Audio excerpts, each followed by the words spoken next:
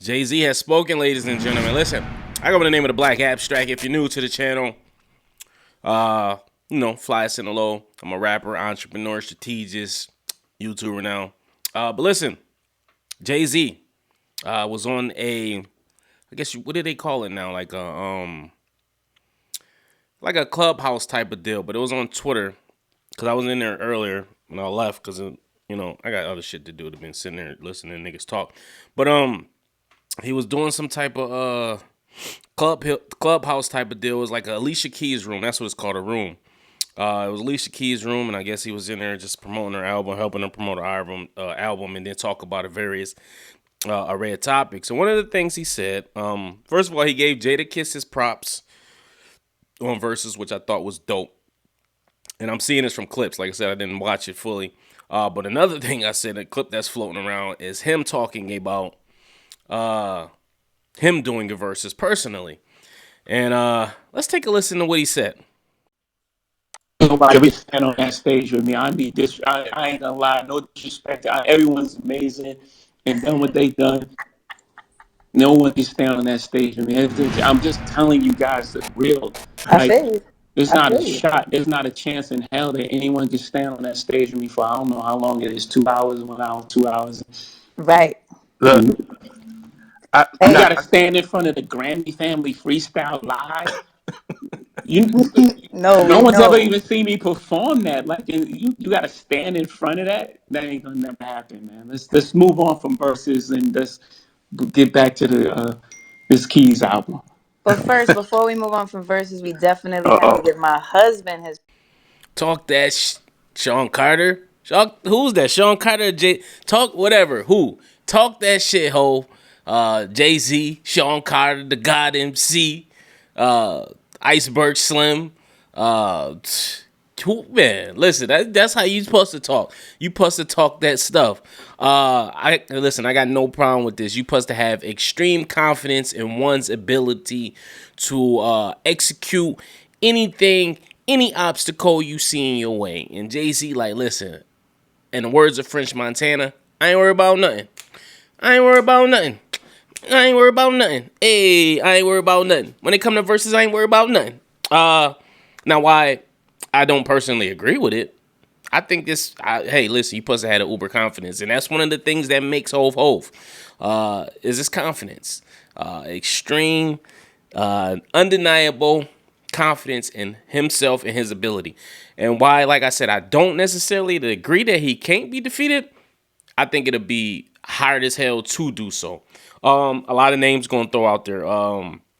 Not even a lot, but a few names we could throw out there. Nas.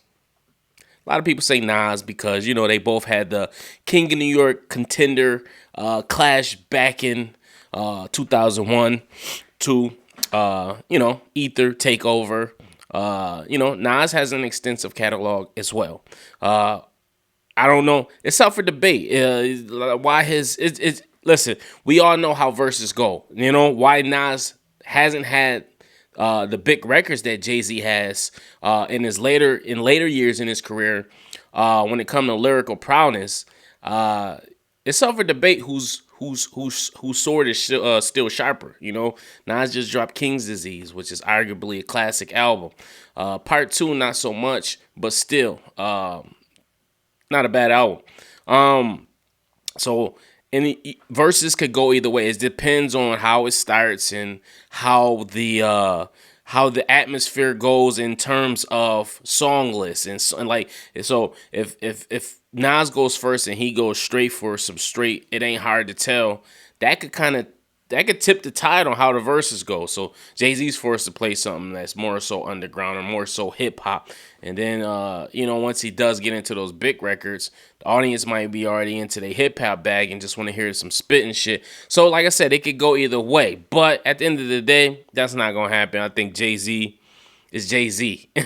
But Nas is Nas. So that's just a contender. Another contender, obviously, is Drake. But a lot of people have been saying, they kind of got a Drake versus Kanye versus when they did the Larry Hoover concert, and people saying Kanye was smashing him.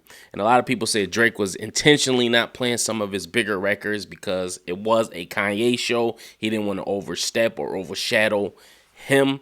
So they were saying that maybe he was refraining from playing some of the bigger records. I don't know. That's a possibility. If not, then yeah, you could say Ye washed him. Also, in terms of stage presence, Ye, even with them dumbass rubber muck boots he be wearing, muck boots. That's what I wear to go hunting with, those big long rubber.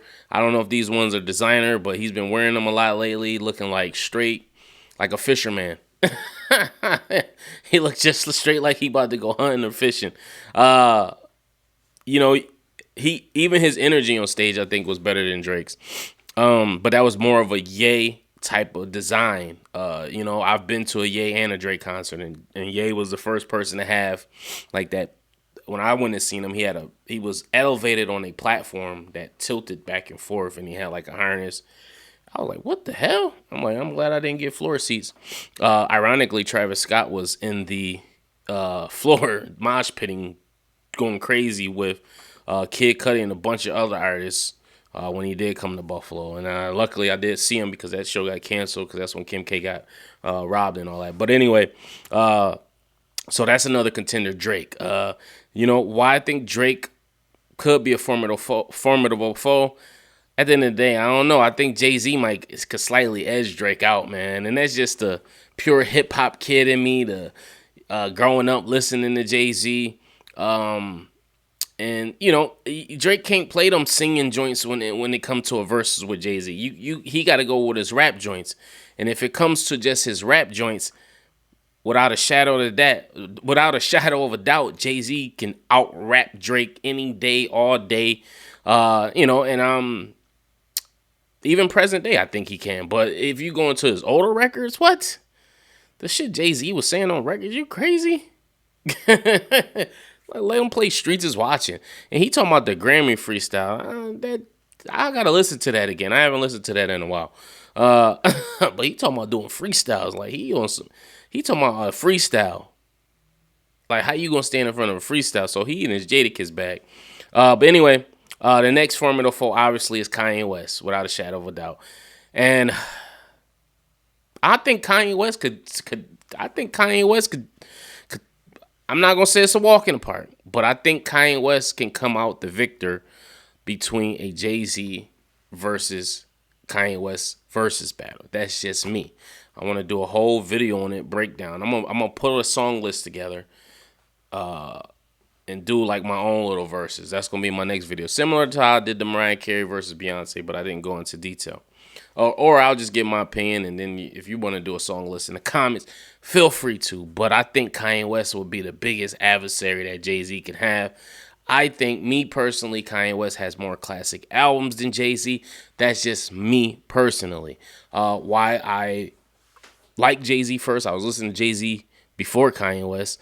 I just think Kanye West's bodies of work kind of, I don't want to say resonated with me more, but I just felt like they were just put together better than Jay-Z's albums. And then my favorite Jay-Z album, which is The Blueprint, was constructed by Kanye West.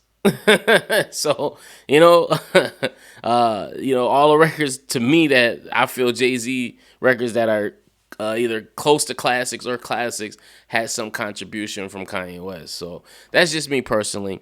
But I want to know what you guys think about this. Do you think anybody can stand in the arena with Jay-Z? Post it in the comments below. Make sure you like, subscribe, hit the notification bell. And as always, peace, love, and prosperity. I am the Black Abstract One.